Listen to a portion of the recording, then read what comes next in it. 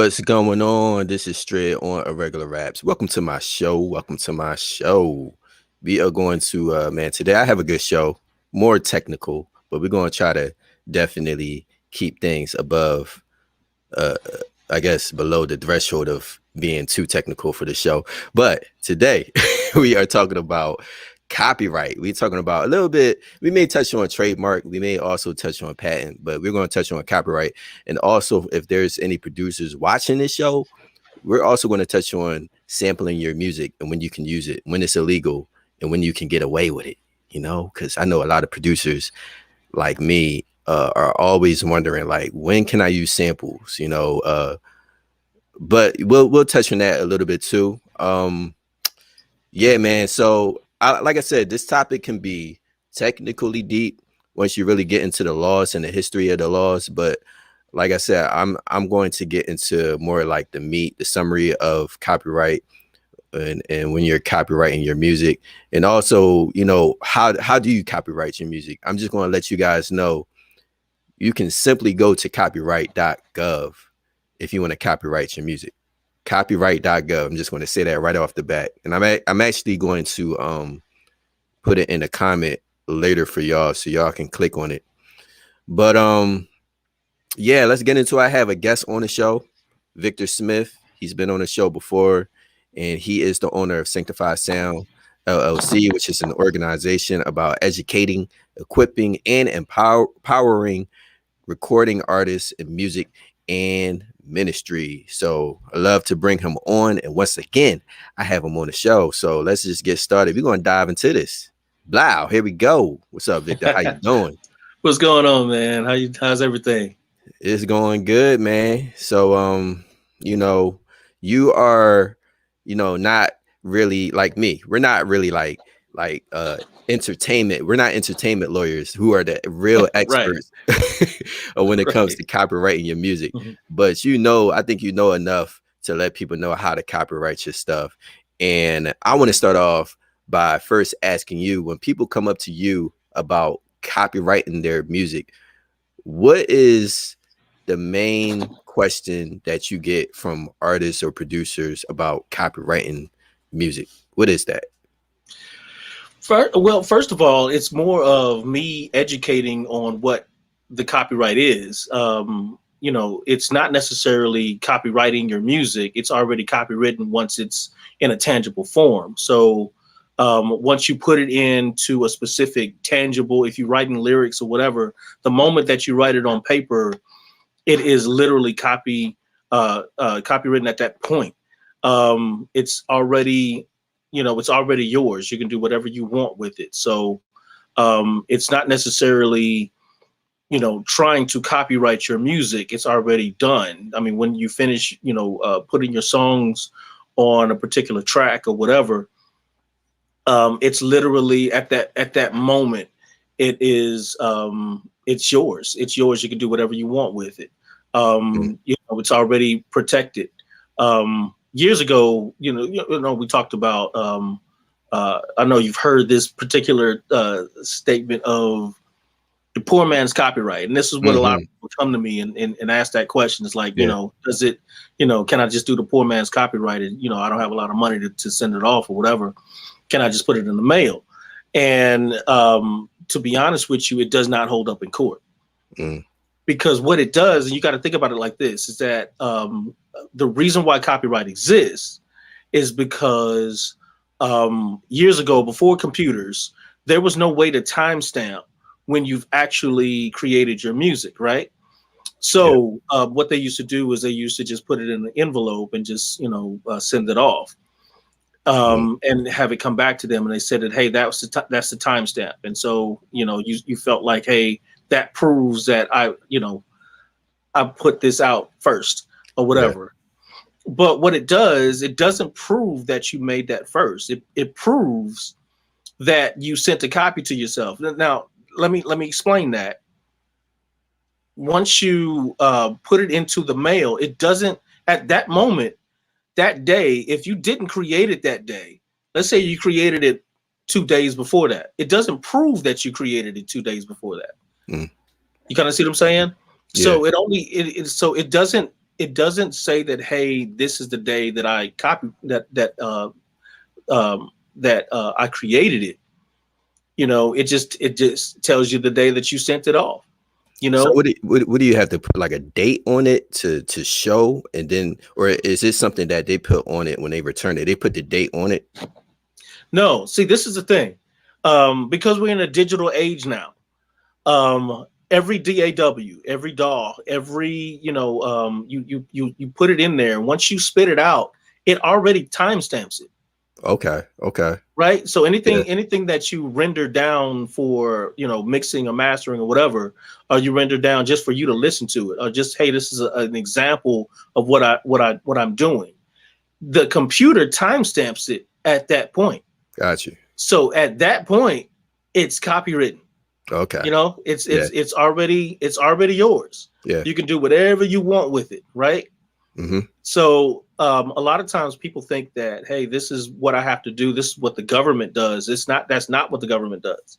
Okay. So this is the. I know I'm kind of rushing through this, but uh, the reason why you would send it off. Let's say if somebody infringes upon your copyright, what that means is somebody's taking your song, and they're claiming it as theirs. They might take a portion of your song, a sample, if you will, um, and they're claiming that it's yours, that it's theirs. For you to be able to sue them, it has to be registered with the government, Mm-hmm. That makes sense. Yeah. A right? quick question. Yeah. So like, to me, I wouldn't even recommend the poor man's copyright for that reason, to be able to sue somebody. Right. But It also doesn't hold up in court. yeah, but also I'm thinking about, like, for example, YouTube, when music is played, somebody plays your music. Hmm. Are they going to be able to tell that it's copyrighted when you do the poor man's copyright?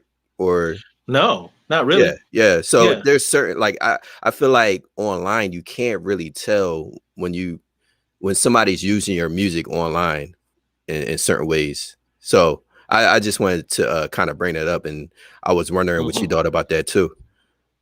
Yeah, no, no, you're 100% right. It's not, it doesn't protect you at all. You can't even take that to court. Even if somebody did take your song or whatever and put it on their YouTube page, and all you have is a poor man's copyright, it doesn't prove that you created it first. It Hmm. doesn't prove, and they won't even see your case unless it's sent in through the government. Hmm. So why would anybody want to do poor man's copyright? Why would somebody want to do that? Money. Money. They just Yeah, they can't pay the fee. they can't pay the fee. They The can't pay the fee, look, fee. look, y'all. The fee is how much for a song? It's what, Yeah, $35 35 for one song, and for a group of songs it's 55. yeah, for an album it's For 55. yeah, for the what is it called? Um um Man, the SR, the sound recording. Mm, It's a sound recording because you have yeah, to send it that way in. If you're doing a sound recording, um that's what you have to send in. You're doing an album or something like that. Remember, you're registering sound. hmm, But if you're doing just lyrics, then that's a literary work. yeah. And what was I gonna say? Yeah, if you want to know how to copyright, like if you want to know how to do it at copyright.gov, there is a YouTube video that I saw by a guy named Charles Clyn. And if you just go on YouTube, type how to copyright, I'm sure he'll be like the first video that comes up, but he shows you how to do it on copyright.gov. I'm gonna put it in the comment section right now, actually, Yeah. real Well, quick. let's clarify that it's already copy. It's already copywritten. It's already some people say copyrighted. Um, it's already copywritten at the moment that you spit it out in the Yeah. digital age, because it timestamps it for you. What you're doing with the government is you're just registering it. Okay, you're registering it. You're letting the government know that, hey, this is my work. Mm, So if you are sharing the rights to it, then they would have to, the people, all the people that are involved in making that particular work needs to be documented. Hmm. Okay, so that that they have rights to it as well. So Okay. So if anybody has question on this topic or even about sampling, if you have any questions for Victor, feel free to drop a comment bring and them ask on. the question. Stomp him. If you feel like you can stomp him, this is your opportunity. If you feel like he don't have the answer, this is the opportunity. If you feel like, oh man, Victor, you think you know it all, put down your comment, put down your question. See, I'm trying to challenge you, Victor. Hey, look! I heard Deion Sanders say this. He says, "I'm whatever and oh." You know, I'm like, I whatever like that. number you want to insert in there, Uh, I'm that and oh. I You know, like that. I like that. Hey, he. I mean, he loves to be challenged. Like them. I mean, yeah, you can tell he loved the challenge in football. That's what pushed him. That's what motivated him. yeah, That's what makes yeah. you better, though, right? Right, So right. He's the best. He's the best. Plus, he got charisma and everything. It's just yeah, swag, crazy. all that. You know, Yeah. that's my boy. So I want to ask a question in relationship to when you said when you register, it's registered like to copyright.gov to the government. Right. What can you use to prove that it's copyrighted by just registering that? You know, if you needed to prove it to, I guess, the court or prove it to people that the music is copyrighted. Well, first of all, some companies, there's certain companies that research the copyright.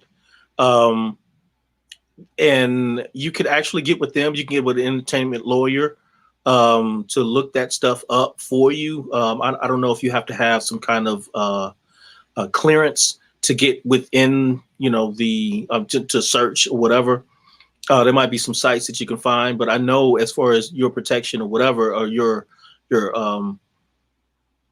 whatever they will send you, the documentation to say that, hey, this was registered for copyright under the Mm, government. So you do have that now.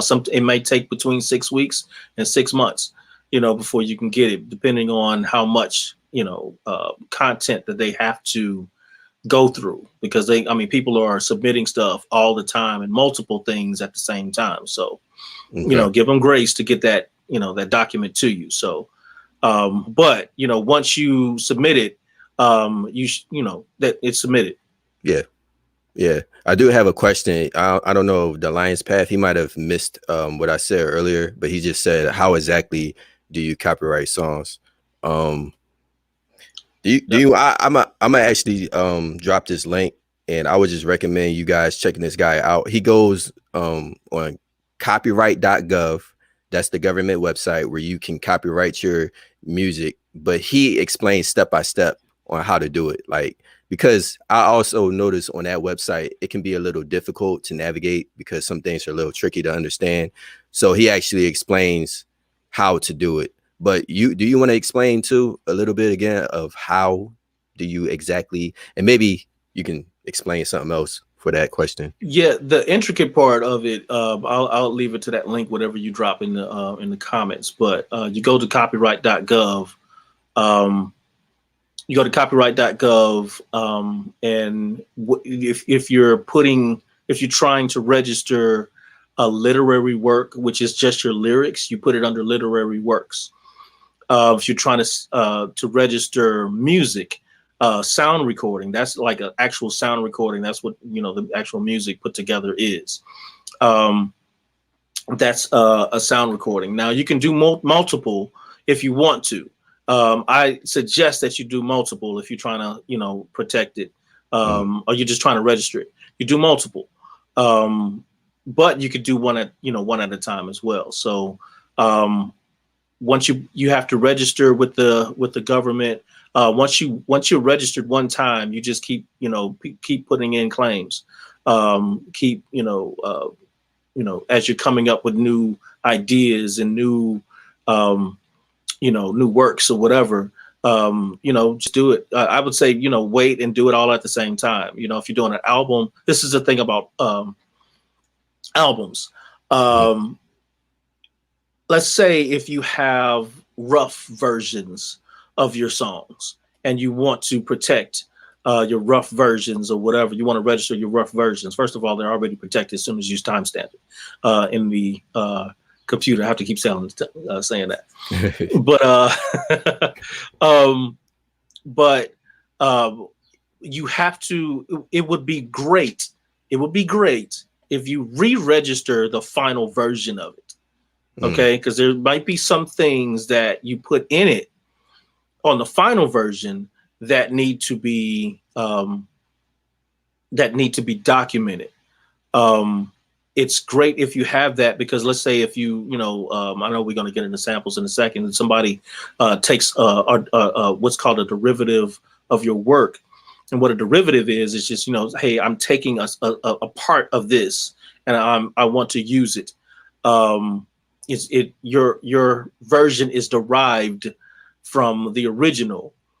There might be a part that is significant in the song. You might have like the hook.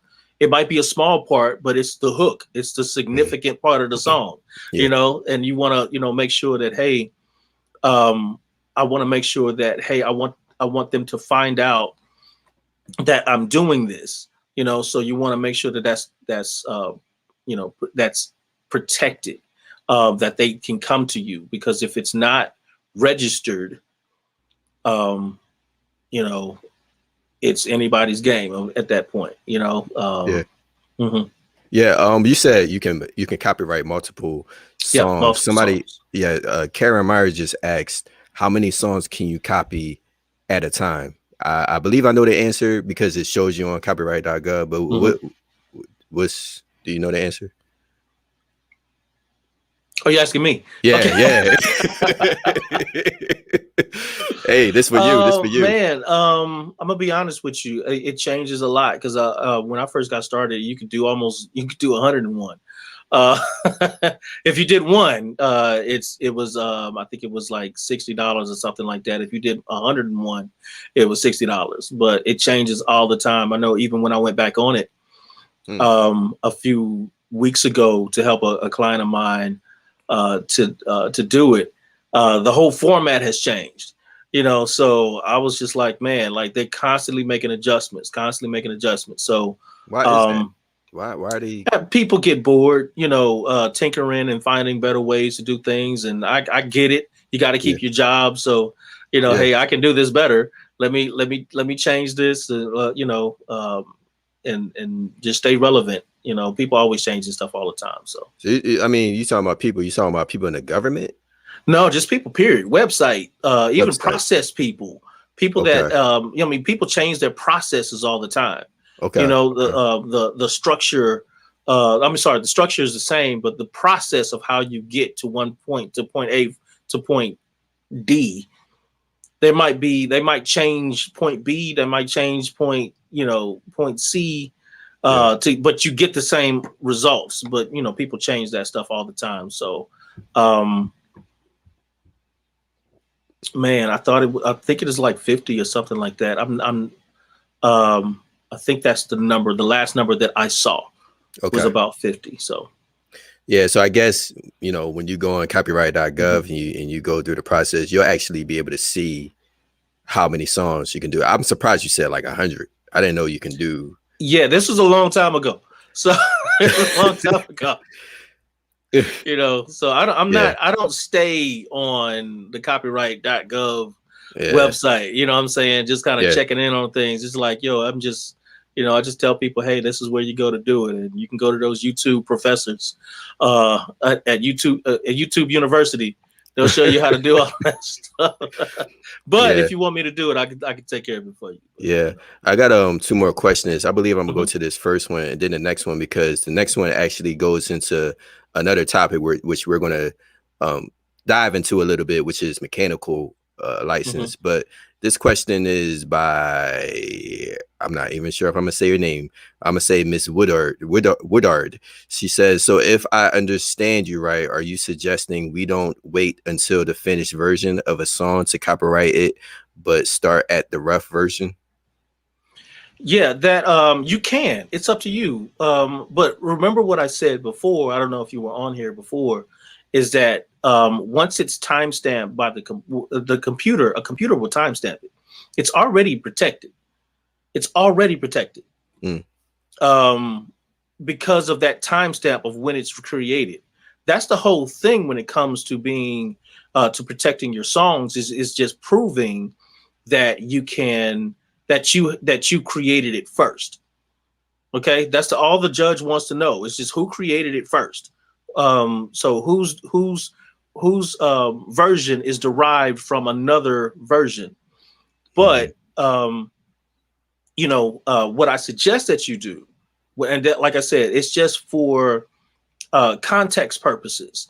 If you're adding something to your work, you definitely want to send that in too, because if somebody takes your updated version of your song and all you have registered with the copyright office is your rough, and you're trying to sue somebody, right?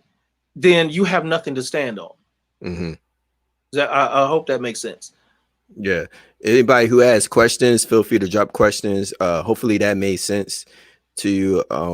Woodard, Mrs. Woodard, Miss Woodard.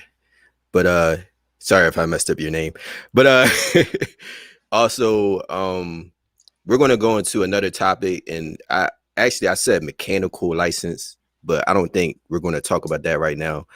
The question that somebody said was, is it safe to play your song for the public while eating for a, I'm not sure if that, While while waiting, eating, yeah, it's the next comment. oh, while waiting. Okay. You got it. What's the answer to that? Okay. I think I answered the question before, but is it safe to play your song for the So, public while waiting for a copyright on a song? mhm, You're waiting for the documentation of registration. okay. That's what you're waiting for. It's already copywritten. As soon as you get it, or as soon as the producer has spit it out on the DAW, the computer timestamps it, and at that point, it's protected. You can do whatever you want with it.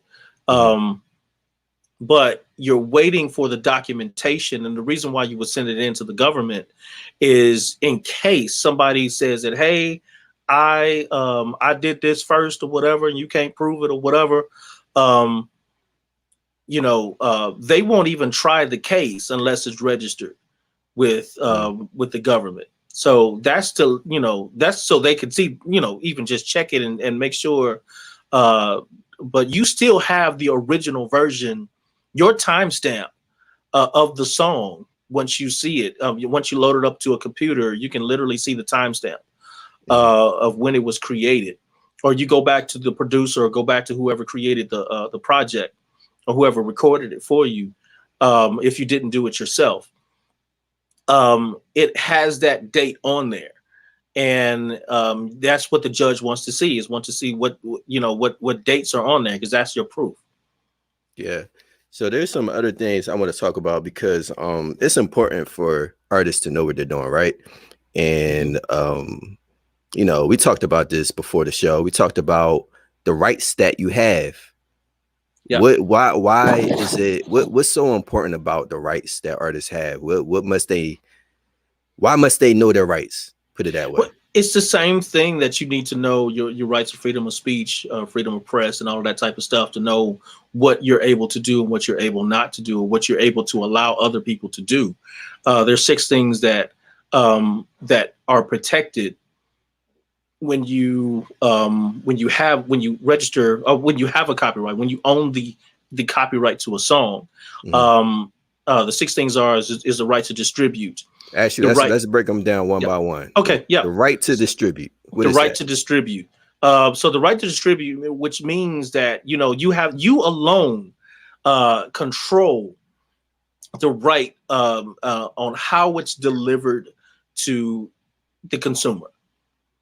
You control how it's done, how much it costs. That's like CDs, MP3s. That's the tangible, the physical versions Yeah. of of your work, how it's done. You control everything. You alone control that. No one else can come in and just say, hey, that's against your rights. You have the right to distribute, Mm. your song to anyone. So the second one is what do you got? The right to The right performance. of performance. Yeah. Yeah. So that's you can have your music. You can sing your music anywhere. You alone hold that right. But this is what people don't understand. This is why I tell folks to look up what their rights are. Do you know that if someone plays your song, let's say at a club or a church or whatever, wherever you go to a party, that is a performance right. Okay, that falls under performance right. Even if you're not there, that falls under the right to perform. So Mm. but you control that. If Hmm. you don't want them to play your song, or you don't want to sing your song or rap your song somewhere, you control the um, whether it gets done or not, or Yeah. whether you do it or not. No one can make you do your song because that's against your rights. Before we go to the next one, real quick, Mhm. how like is it? How do you like? How has people, for example, sued somebody for the right of performance? I mean, wouldn't it be easier if you're in a record label compared to if you're like a solo artist doing your own thing and you caught the club playing your stuff? I mean, what would you do if that happened? Okay, so one of the things that you can do is, and either you can do this yourself, because the internet's made it a lot easier, or you can get an entertainment lawyer to send what's called a cease and desist letter. Mm. Okay, so a lot of times with that stuff, it stops people dead in their tracks to say, hey, I'm because of the laws, I understand my rights, and you've infringed upon my copyrights. Um, I'm demanding you to either stop playing my song, or whatever. Don't put my song up somewhere or whatever. You can't use my song in this particular manner. Like I said, it's a cease and desist letter, and that applies to to the whole copyright as a whole. Hmm. Okay, and Mhm. all right, we're gonna go to the next one. The next one we have is the right of digital transformation. Yeah. Um, Sorry, it's digital transmission. Okay. Transmission. Why did I Yeah. say transformation? Okay. Transformation. Maybe I'm thinking about sampling the music. That's what I'm thinking about. Right. Yeah. The transformation is like you're changing it. Yeah. Okay. So transmission is that now I know we talked about the right to distribute, and that's more of your tangible forms. But digital transmission applies to digital distribution. You alone hold those rights to control what's being played on the radio, podcast, videos, and all that type of stuff. It's like you control that. If you find somebody infringing upon your copyrights, you have the right to sue them, or like I said, send a cease and desist letter to them. So that's specifically what it means. It's the digital forms of your music. You control that. You own that. Soon as, like I said, not when you get that letter back or when you send it off um, to the government. It's the moment that it is put in a tangible form. Mm. You control. It's like it's yours. It is legally binding to be yours. Okay. So, what else you got? We got the right to reproduce. Okay, the right to reproduce. Okay, so the right to reproduce, that is another right to, let's say if you want to create CDs and some copies of your work or whatever. I know I preach about flash drives all the time. That is a right to reproduce. You're reproducing and distribute. That's also distribute, but to Mm. reproduce, it's making copies of your work. And if people do it illegally, it's what's called bootlegging.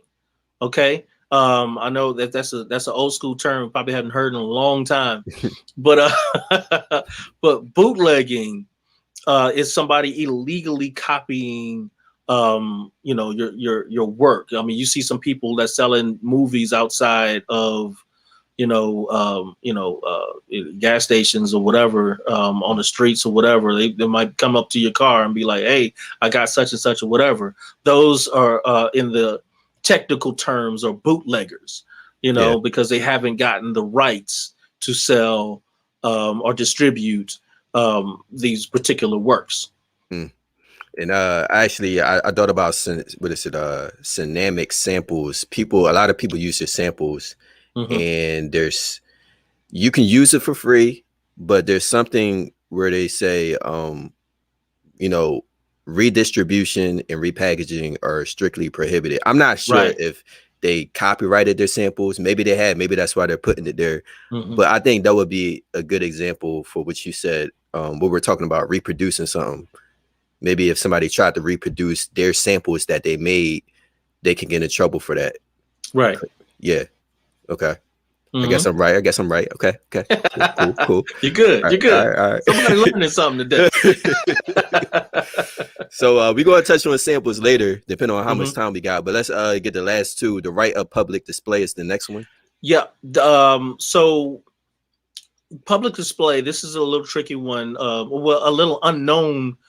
Um, I'm not gonna say unknown, but it's something people don't realize happens.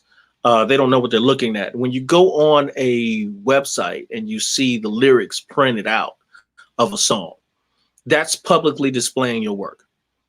Publicly displaying your lyrics. Mm. So those sites have to get permission from the copyright owners, and they might not always be the people who's singing the song. It's the publishers. It's the label. Those are the folks that probably own the copyright.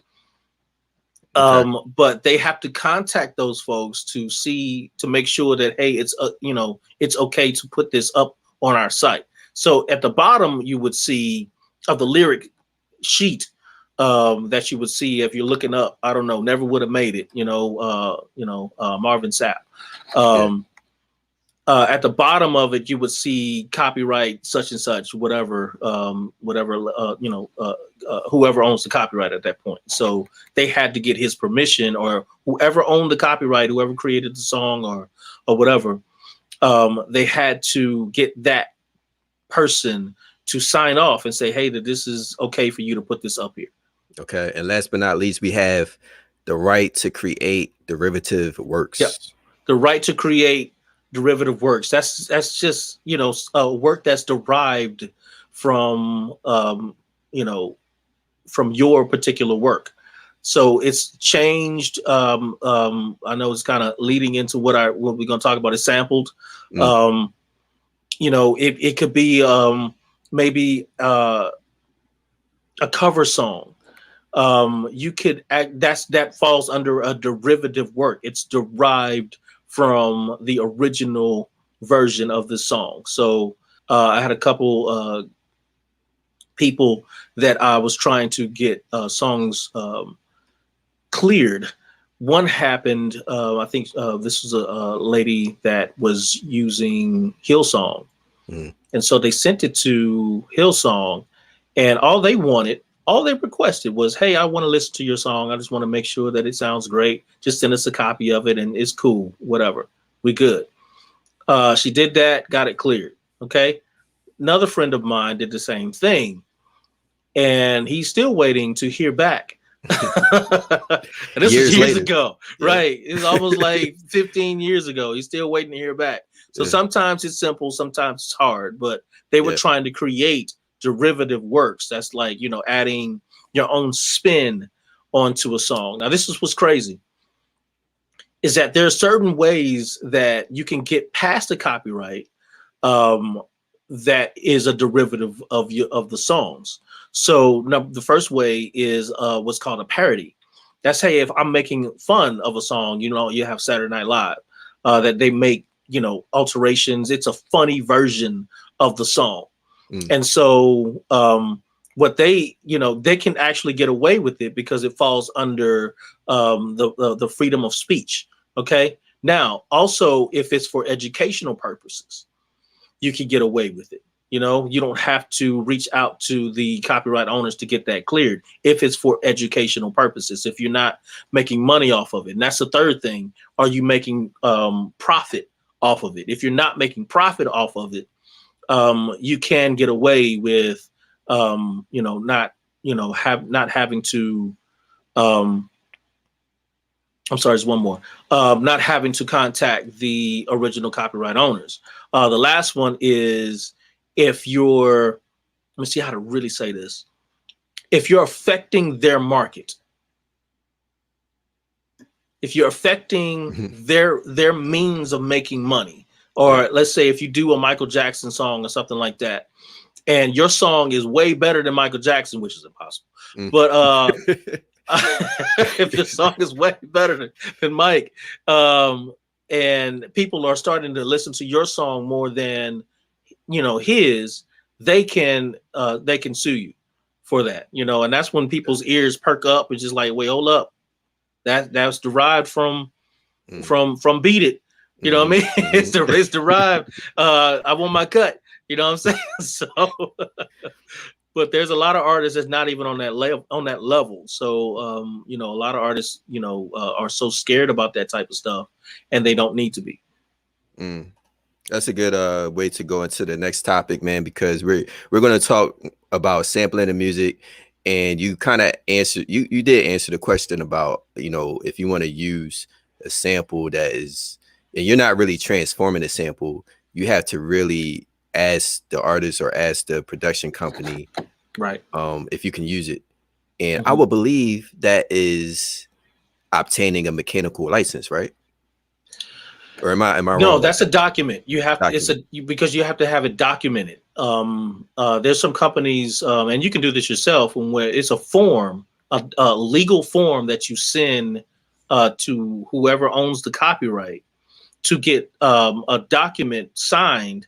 I think it may have to be notarized as well, but you have to get it signed to say that it's cleared, and then the people who use it have to make sure that it's confirmed that it's cleared to use this particular sample. So that's what a mechanical license is. You're trying to ask for permission to use the particular sample, or whatever.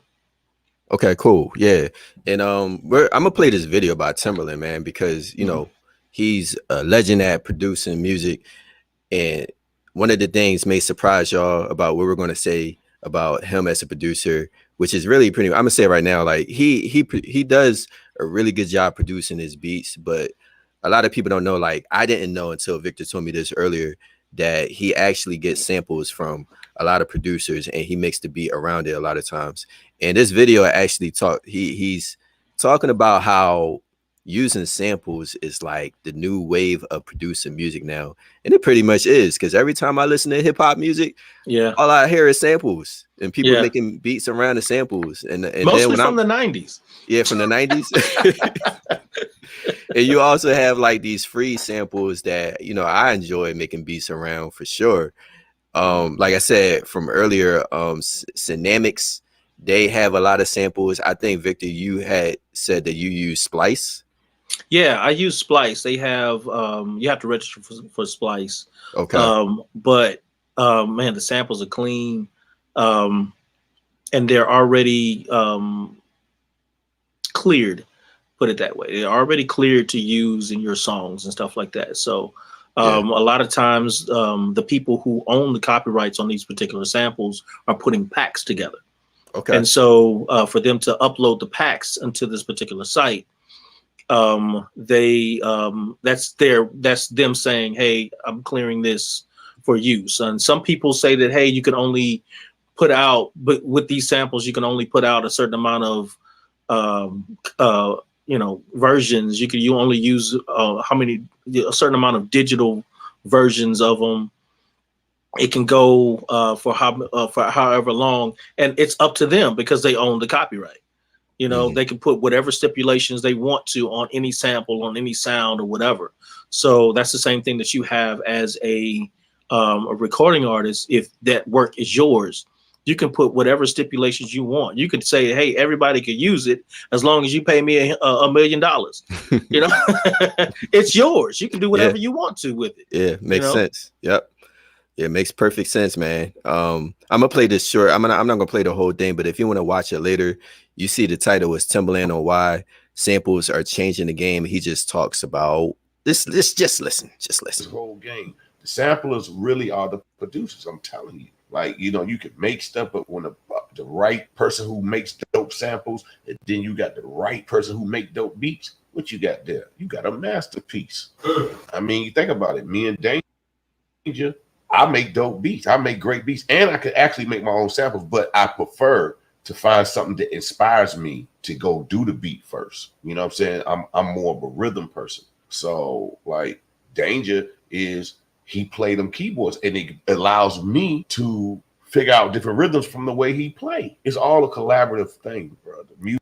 So I just want to pause it there because I feel like there's still a lot of producers who produce their own music. Maybe not like they don't collaborate like he does because he's well known. Like I mean, and Yeah. he pretty much made it at the top level, and he's able to work with people. So Danger seems like the guy where he's working with in person, and then he goes and gets other samples from other producers, maybe from online, and he just Yeah. produces his beat around that. Well, So this is the thing about Timberland is that he has a team of mm, people who are finding samples for him. mm, That's what their job is to peruse. Same way producers used to do back in the day, in the record stores. They used to go to the record stores and look through the little the records. They had those little crates and stuff like that with the records. yeah. Um, they used to go and just peruse and just find, hey, they had some cool stuff on here. Let's go in here and just try to find samples.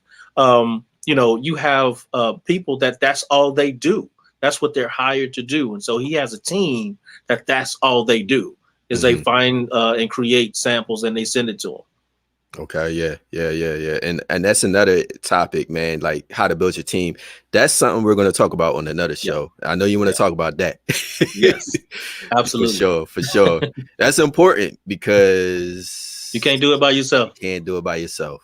Yeah, that's the truth. I'm learning that myself. I want to do so many things myself, but I'm not going to get into that right now. So let me see. I think I'm gonna bring another talking point by him, and then I want to bring up this other guy who is an attorney and he has a lot of experience in the industry, and he talks about like kind of like the history of sampling, and he also talks about how much you can transform your sample and not get in trouble for it. So yeah, man. Also, if you have any questions, I see a big question by Sharon. I'm gonna ask that later on. It's about copyright. Feel free to ask a question. You know what? I'm going to skip this one and go to the next video. And I'm just going to show y'all how much you can transform music. And actually, while I'm looking for this, I'm gonna ask you, Victor, how much I already know you what the answer is, or you may not. I'm just gonna ask it anyway. How much can you manipulate a sample without having to request it from the artist? How much can you manipulate it to the point where you don't really have to request it from the artist and get away with it? Like, First of all, legally don't do it. But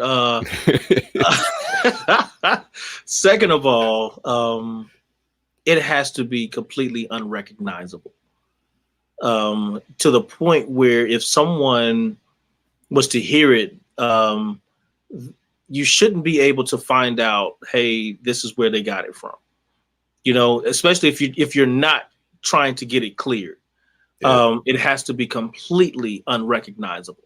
Down to the minute point. You shouldn't be able to um, put it next to anything and just say, hey, this is this. So, but on the other hand, everything is samples now.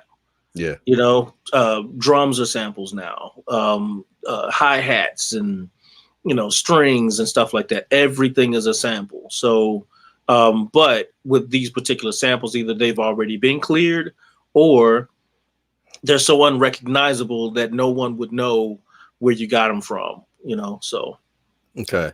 So I'm gonna go to this video now, man. And this guy, I'm just gonna go to the recap of him talking about like how far along we've come as far as the laws that that came out when sampling was first introduced, and where we're at now and where he feels like we're at too with sampling music. So this is the recap, and this is, you know, in summary, you know, he can actually go deep into a lot of details about where we've come from and yada yada about the copyright laws of sampling. But I'm gonna play this real quick, and then I'm gonna play you I think one or two songs that has really been manipulated, and you cannot tell like where the songs came from. So this is the recap.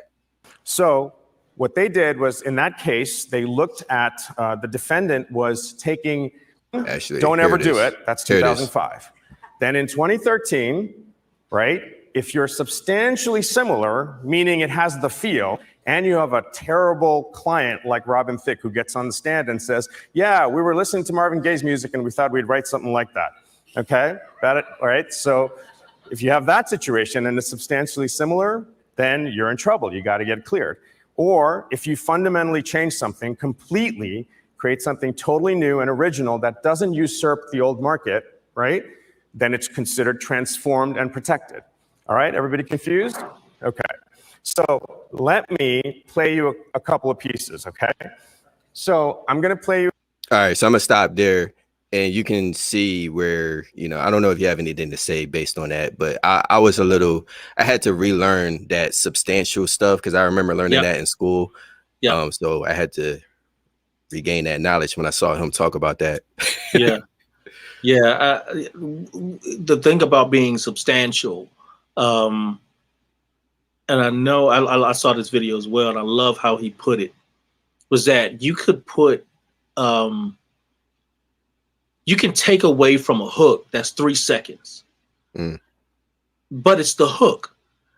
It's substantial because it's the most recognizable part, you know, but you can take 5 seconds away from a verse or something like that, but it's not substantial. It's something forgettable, something people wouldn't even recognize. And so the substantial part is like, hey, can somebody catch where this, you know, where this particular sample came from? And so that's what makes it substantial. That's what, you know, makes it not substantial. If it's a very memorable or important part of a song. You know, I like talking about Mike, but don't you know that Thriller, you know, you that you could just play a little bit of Thriller, and you know exactly where it's from because it's substantial. You know, so there's a lot of songs like that. This song actually he's going to play right now is definitely one of them songs by Bruno Mars. I forget the title of it, so I didn't even look it up. But you'll hear it because he's going to play a little bit of it after he plays the sample. But when he played the sample, I'm like, I don't have no idea where this is from until he took the filter off and he played like the first two instruments, which was like a synth bass, and then he played, I think, like a clap or something, and then you knew right off the back it was Bruno Mars song because he had this specific sound that only, I mean, he had for the song. So I am going to play just a little bit of this.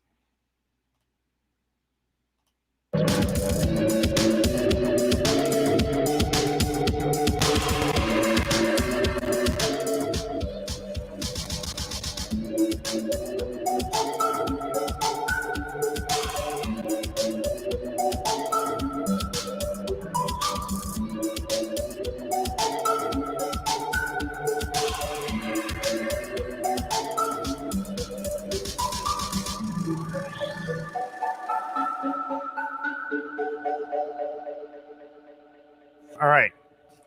Anybody figure it out? Any guesses? Madonna. Okay, interesting. All right.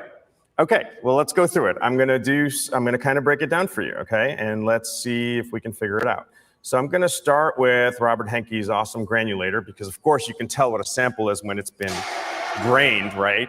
No, you can't tell what it is. All right, so that's the easy one for me. How about if I go into this pulse sound? This is gonna be pretty evident, I think. Any ideas? All right, let me see if I can expand out the sample a little bit.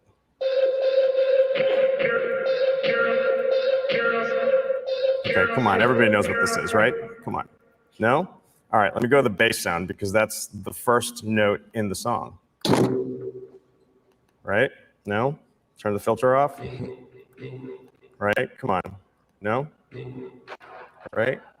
Is everybody getting it? Okay. All right, I'm gonna stop it there. So you get the point. Like when you heard that dope and then you heard the clap, you know, it was pretty obvious. You knew where the song came from. I don't know too many people who only if you make like electronic music like this, you're gonna use a lot of the sample, but in hip hop music, I think you're gonna really manipulate it more. Yeah, but it's important too, even for folks that don't do this stuff, because you have a lot of producers that you're going to go to that are doing this. Okay, so you need to be able to catch it. You need to be able to make sure that, hey, this sounds way too much like such and such or whatever. And we have to make sure that we get it cleared. I mean, there's certain artists that have like Black Eyed Peas, for instance, and I know we're talking about secular artists, but I'm just using them as an example. Black Eyed Peas, yeah, one song may have had 5 different samples. They came from all different places, and they all had to get cleared. Yeah. So let's say if even Timberland or an artist that he's producing for, and like I said, I don't want to alienate the people that don't do tracks, but you have to be aware of this stuff as well. Of what your producer or what your beat maker is doing. So to make sure that all this stuff is cleared. So if they because they might just do it and just say, hey, if you can't catch it, then I'm good. You need to be mindful of what your producer is doing. Where did all this stuff come from? So you don't want to be the one that's sued because he's gonna be gone. Do you feel like for Christian rap artists, do you feel like this is really important? Well, I'm thinking the other way around. Actually, I'm thinking about gospel artists because those or like contemporary Christian artists, because those are the artists whose music is going to be sampled. So I was going to ask you, do you feel like it's important for Christian rap artists to be worried about other people sampling their stuff? But it's the other way around. I'm gonna ask that. It's both. It's both because everybody's sampling everything. So Tasha Cobb's album, where she sings, "Break Every Chain." Yeah. That's a derivative of what was already done. She did not come up with that song. That's not her song. A lot of songs on that particular project were cover songs from Hillsong or other places like that. Artists are doing that all the time. Ty Tribbett does it. Kirk Franklin does it. There are a lot of gospel artists that are taking samples and remixing songs that have to get cleared before they are able to do it, put it on their project or able to perform it or whatever. So they have to get cleared. So, and then there are other people that are taking their works and doing the same thing. They have to get cleared from Kirk, from Tasha, from, Hillsong or whoever, Ty Tribbett. Okay. Yeah, I see a lot of that happening with Christian rap. Sometimes I'll hear a sample get used multiple times. For example, the song Oceans. That song got overused so many times. Yeah. And so they must have people must have contacted them to use their stuff. Yeah. And there's a lot of people that didn't contact them and used it, because they probably wasn't sued because they weren't on their radar. They weren't on a level or taking away from their market. So that's a thing too. That's also an important factor when it comes to finding out if you can use something. Is that's one of the things that find out. How far are you going to push it? Yeah. Like if you're really trying to go all over the world with a sample that wasn't cleared, then you need to protect it. You need to go ahead and get the proper paperwork and to find out, hey, can I do this? But if you say that, hey, I'm just going to do it and I just around my friends and family or whatever, you're not taking away from the overall market of the original song that you took it from. So 9 times out of 10, they're not worried about you, So especially if you're just getting started, So, but like I said, above all, protect yourself. Above all, but at the same time, you know what level you're on, and be fine with what level you're on. Hey, you don't have the resources to compete on that level, then, Mm-hmm. no, be good with that. You know what I'm saying? Compete on your level. You know what I mean? So Yeah. Hey, I appreciate everybody for tuning in and dropping the comments. I see I'm gonna ask this last question and probably go into something else before we end. But this question is pretty big. I'm not sure if she's trying to figure out well, let's kind of read a little bit of it. She said, let me see if I can show it. Yeah, she said, my first CD and music was copyrighted, but never put out with a scannable code or for worldwide distribution as my second album. Where do I start to get it done as well? I don't remember the process I went through to get my second CD registered with the various organization, etc. Nielsen ratings. So I don't know if you're also asking like, where do I go through the process? Maybe you already know, but copyright.gov is where I said earlier. I also put a link down, but I'm not sure if she's So also she's asking a different question specifically about royalties. okay. Okay, so now you're thinking about SoundScan. You're thinking about ASCAP and BMI. You would need to register it with them because they're the ones that find that protect you and find out if your song's being played everywhere. But you have digital distribution places like CD Baby and TuneCore, or places like that can get you your code. You have to pay them for it, but you have to get you can get your code through them, and make sure that you're registered with ASCAP and BMI to make sure that radios might be playing your songs and not sending you the proper royalties for that. So that's a completely different question, but that's where you would go to. I would register digital distribution to do that. Yeah, and I believe I don't know if do all of them do that because I not all of them, but Yeah. the ones that I named, CD Baby, TuneCore, places like that, they definitely do it. They definitely can get you the code for your CD. I wouldn't recommend TuneCore for people if you're not a successful artist because they charge what is it? You told me this. Yeah. I was like, what? So okay, let me explain the difference between TuneCore and CD Baby. Okay, so and this is you have to figure out what level you're on. Okay. Yeah. If you're making a lot of money, making a lot of capital with your particular product, use TuneCore. Okay, if because this is the thing about TuneCore is that you get 100% of your royalties. Okay, but you have to sign up with them every year. You have to have to pay them every year to keep your stuff up there, right? Small fee to keep it up there if you're making money.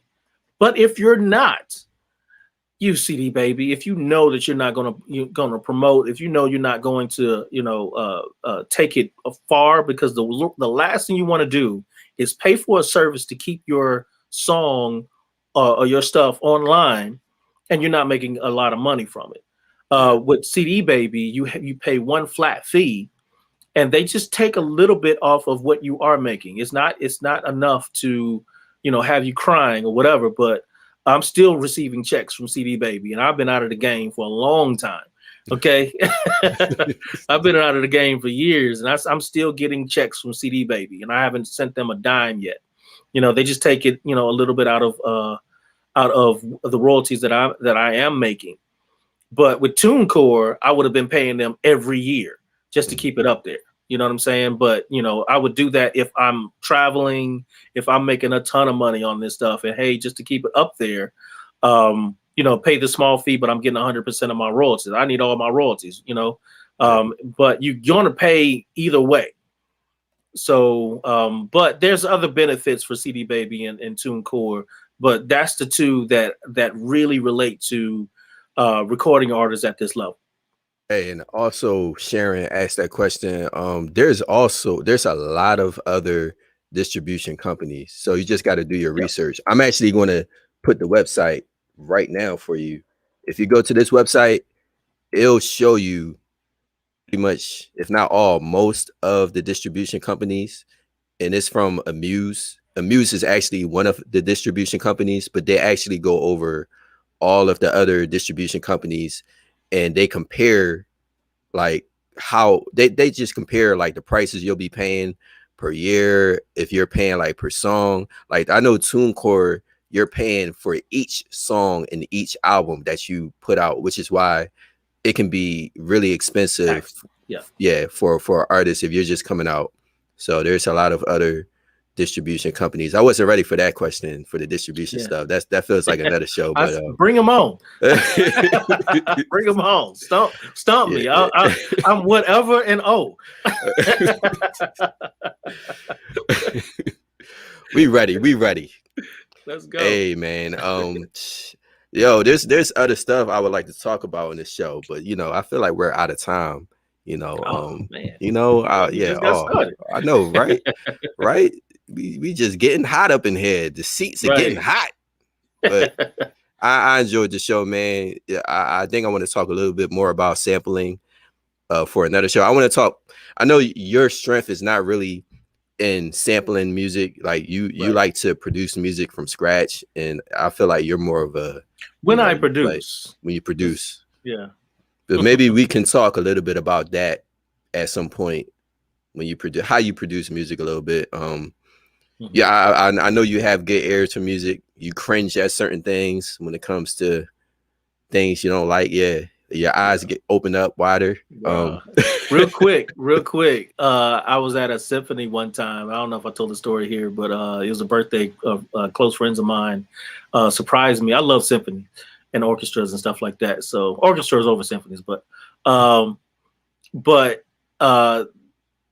there was a sound, there was a pitch that was it was like a feedback pitch. And I'm sitting in the balcony and I am cringing. I'm sitting there like, yo, like nobody's gonna do anything with that. It was like that feedback. Oh, yeah. It's just just about to drive you nuts, but it doesn't. It's just still, and everybody else was in the audience was just like, and I'm sitting there like I'm dying. I'm like, yo, like somebody gonna do something about this. So during the intermission, during one of the breaks in one of the songs, the conductor turned around and said, somebody's hearing aid is too high. And so it was feedback in the system because their hearing aid was feeding back, and the system was catching it. And I'm sitting there like, thank you. I'm like, thank you. So those little things, man, it drives me nuts. Hey, you're not the only one. You're not the only one. Me too, man. Yeah. I've been in situations like that too, and I'm an audio guy. My job is as an audio video technician, so my ears are always tuned to that. So I would have been cringing right there with you.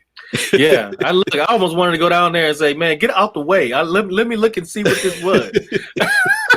Where's your frequencies? I don't care if you're not paying me. I'm gonna find this. I pay for a good time, even if I didn't pay for it. I want a good time.